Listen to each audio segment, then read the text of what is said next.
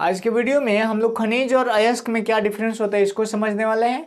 खनिज को अंग्रेजी में मिनरल, जबकि अयस्क को अंग्रेजी में ओर्स के नाम से जाना जाता है। खनिज का मतलब समझिए, खनिज हिंदी भाषा के दो वर्ड से मिलकर के बना है, एक खनन और दूसरा इज।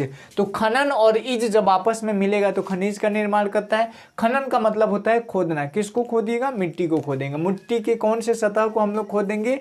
तो मिट्टी के सबसे ऊपरी सतह को खोदेंगे, जिसको अर्थ क्रस्ट, भूपरपट्टी या भूपटल के नाम से जाना जाता है। तो इसका डिफिनेशन अब क्या बोलिएगा कि भूपरपट्टी में पाए जाने वाले ठोस युक्त या फिर धातु युक्त ठोस पदार्थों को खनिज के नाम से जाना जाता है। ठीक है, इसका एग्जांपल हो जाएगा जैसे Fe2 iron pyrite, calcium carbonate, CuCO3 जिसको चूना पत्थर के नाम से जाना जाता है, और ये हो जाएगा हमारा सोडियम क्लोराइड जिसको NaCl के नाम। ये तीन एग्जाम्पल मैंने यहाँ पे दे दिया। ये किसका एग्जाम्पल है बाबू? तो ये एग्जाम्पल हो जाएगा हमारा किसका? खनिज का, मिनरल्स का एग्जाम्पल हो जाएगा। आगे बढ़ते हैं हम लोग खनिज मतलब अयस्क के बारे में। अब अयस्क का मतलब क्या होता है समझिए।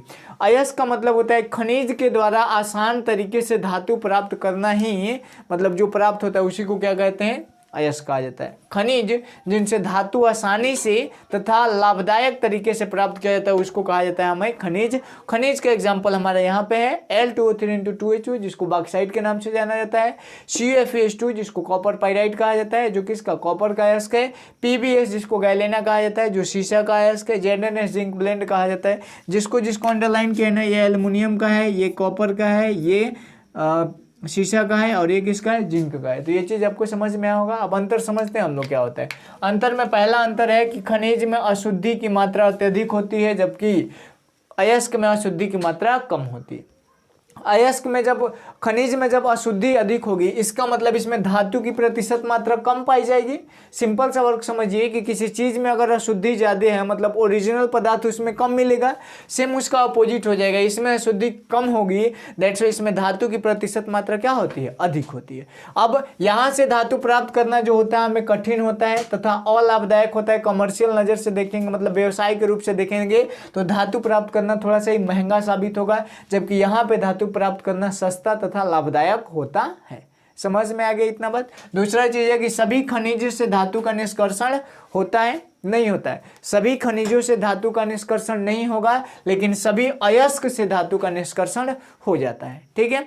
दूसरा चीज अगला ये है कि जितने भी खनिज हैं वह अयस्क नहीं होते। जितने भी खनिज हैं सभी खनिज अयस्क क्रॉस दिया मतलब नहीं होते हैं, जबकि सभी अयस्क खनिज होते हैं। तो आई होप आप लोग समझ गए होंगे।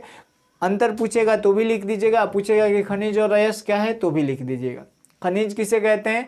खनिज का मतलब मिनरल्स अंग्रेजी में कहेंगे तो बोलेंगे कि भूपरपट्टी में पाए जाने वाले ठोस युक्त धातु युक्त ठोस पदार्थों को खनिज के नाम से जाना जाता है। एग्जाम्पल में 2-3 को एग्जाम्पल लिख देंगे। दूसरा चीज अयस्क का पूछे तो क्या करेंगे?